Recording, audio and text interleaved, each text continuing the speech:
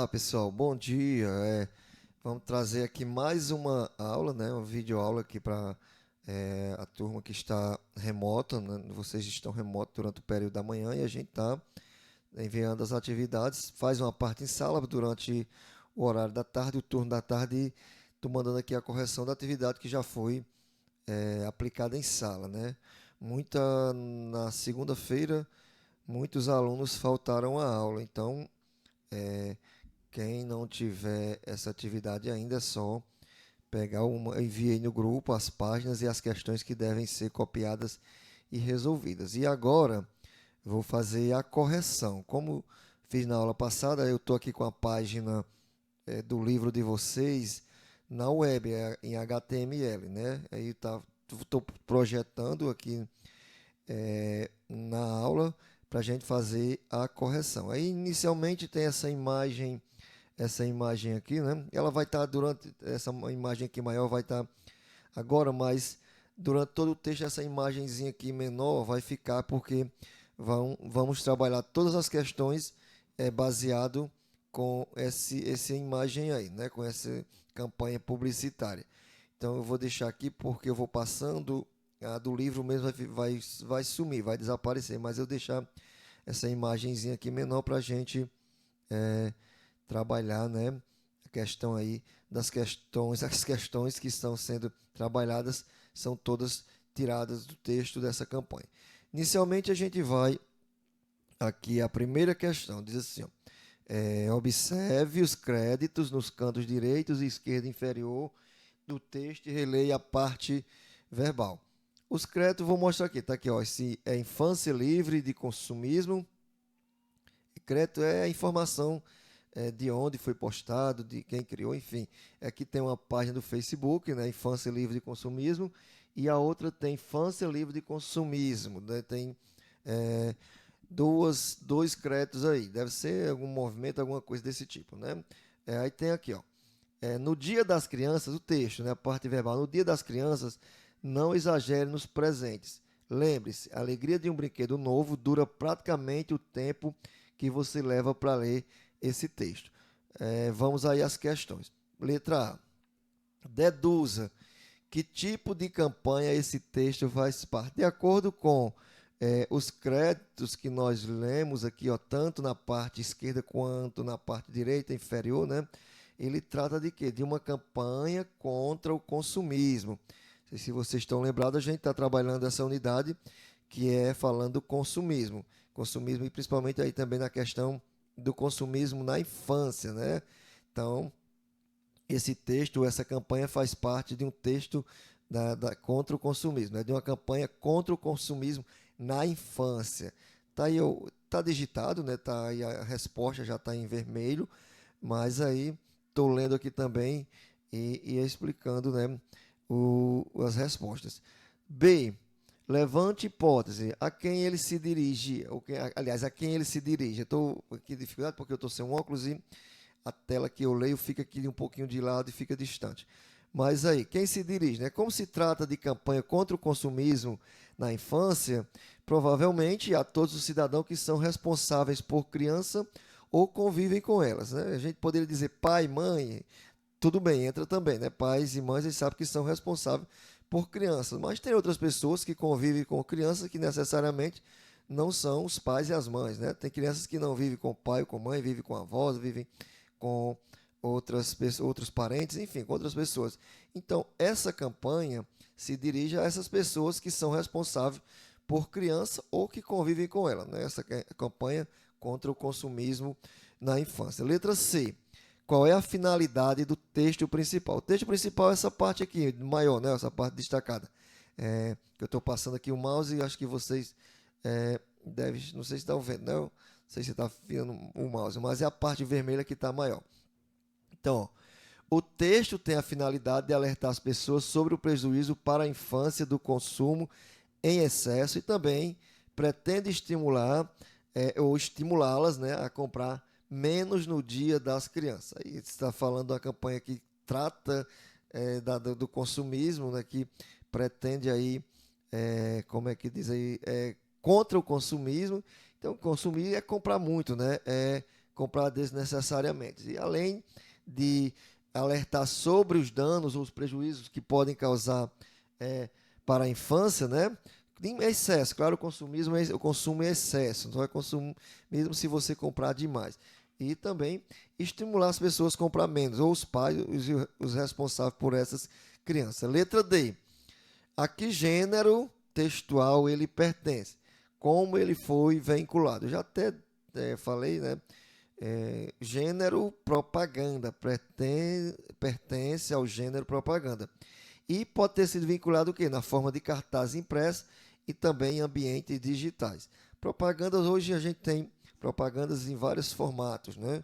Na rede social, principalmente, é onde as pessoas divulgam mais suas propagandas, mas também tem aquela propaganda que ainda são impressos, né? Cartazes impressos que as pessoas saem distribuindo ou jogando nas residências, como nós vemos muitas vezes nas nossas casas, que aparecem cartazes ou propagandas, né? É verdade, propaganda geralmente aqui é do comércio, mas essa aí se trata de uma propaganda não para, por exemplo, de uma loja, enfim, de uma campanha para alertar sobre um perigo que é o consumismo na infância. Segunda, que relação existe entre a parte verbal do texto e os recursos visuais? A parte verbal, a parte escrita, né, os recursos visuais, essa parte aí, né, que está desenhado um arco-íris. Então, qual é a relação e que relação existe? Vamos lá aqui, ó. A ilustração representa um desenho infantil feito com lápis de cor e canetinha, o que remete à ideia de que coisas simples como o desenho podem ser divertidas para uma criança. O conteúdo do desenho, por sua vez, um arco-íris, um sol e um gramado, remete à ideia de que é possível se divertir ao ar livre na natureza sem a necessidade de comprar ou consumir, né? Essa é a relação que existe entre a parte verbal, parte escrita, e a parte não verbal, os recursos visuais, né? Que é a questão do desenho do arco-íris, aí tem o gramado, enfim. A relação é essa, né, que se estabelece entre essas duas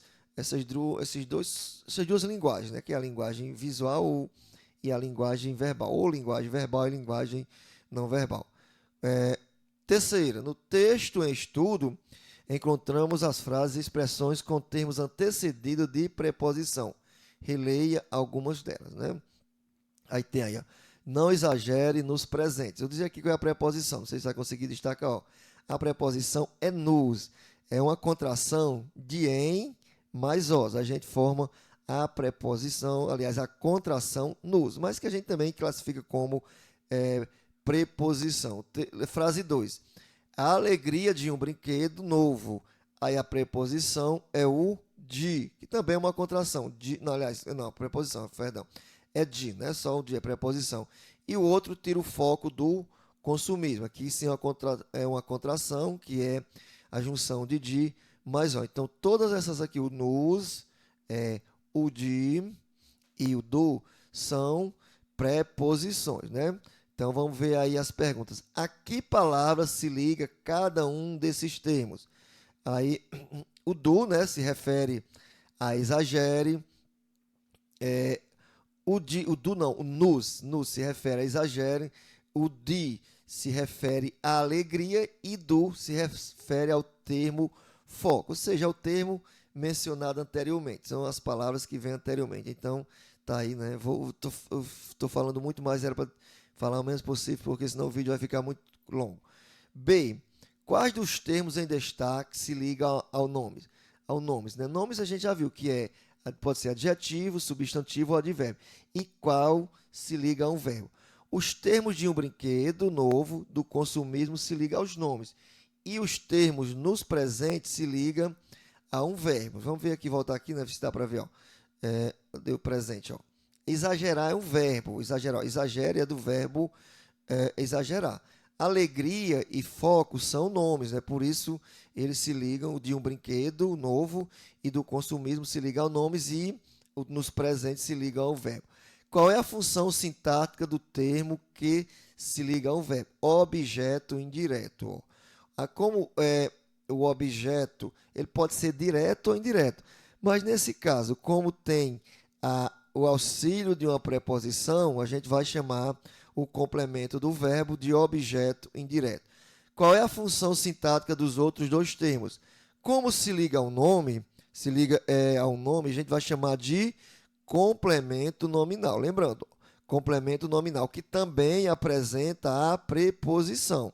Mas a diferença do complemento nominal para o objeto indireto, né, no caso aí, é porque o objeto se liga a um verbo, enquanto que o complemento nominal liga-se ou se dirige a nomes, né?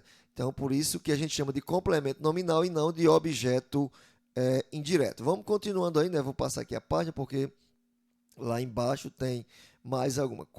Tem mais duas frases. Quarta questão. Observe e compare essas duas frases. A alegria de um brinquedo novo dura praticamente o tempo que você leva para ler esse texto. A alegria de um brinquedo novo é sair da prateleira da loja. Troque ideias com o colega e o professor. Letra A. Em qual frase brinquedo novo é a gente? Isto é aquele que sente alegria. Então aí é a segunda frase, né? A segunda frase. Deixa eu ver aqui. A alegria de um brinquedo novo é sair da prateleira. Quem é que sai da prateleira? O brinquedo novo. Então aqui ele é a gente. Ele quem sente alegria ao sair da prateleira. Então, segunda frase. B. Em qual frase brinquedo novo é paciente? Isto é, o alvo do motivo da alegria. Considerando o contexto, deduz. Quem sente alegria nesse caso? Na primeira frase, né? Na primeira frase ele é alvo, ele é paciente, é o motivo da alegria. Então, quem sente essa alegria, no caso, aí seria o quê? As crianças que ganham o brinquedo. A criança ou as crianças que ganham esse brinquedo devem sentir alegria por ganhá-los, né? Ou por ganhá-lo. C, né? Proponha uma reescrita para a frase indicada por você no item B, explicando o termo que indica aqueles que sentem ou sentem alegria. Vamos lá. Tem algumas possibilidades. Eu vou colocar aqui uma. A alegria das crianças ao ganhar um brinquedo novo dura praticamente o tempo que você leva para ler esse texto. Vamos continuando aqui com a quinta questão, né? O contexto é essencial para sabermos se um termo é agente ou paciente em uma oração.